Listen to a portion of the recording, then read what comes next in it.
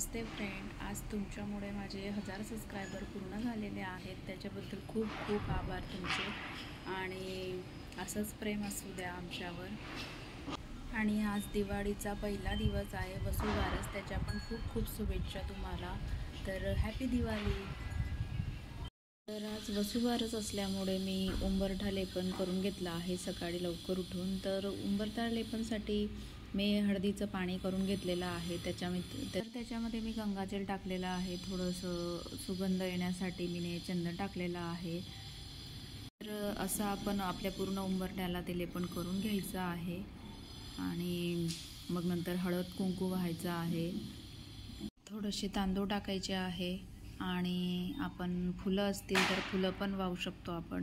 तर इकडे मी स्वस्तिक काढून घेते आहे, तर त्याची पण पूजा करून घ्यायची आहे।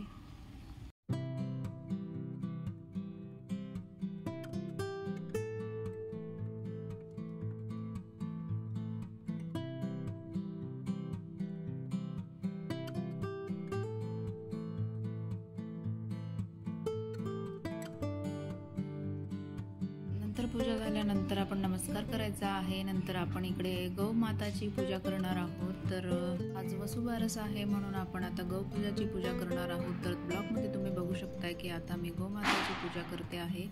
तर अशा प्रकारे आपण घरच्या घरी गौमाताची पूजा करू शकतो।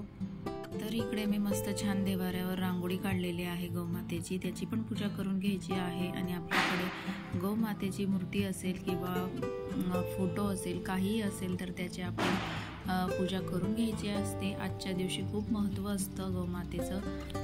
तर आता आपण हळद कुंकू वाहून घेणार आहोत आणि प्रसाद ठेवणार आहोत।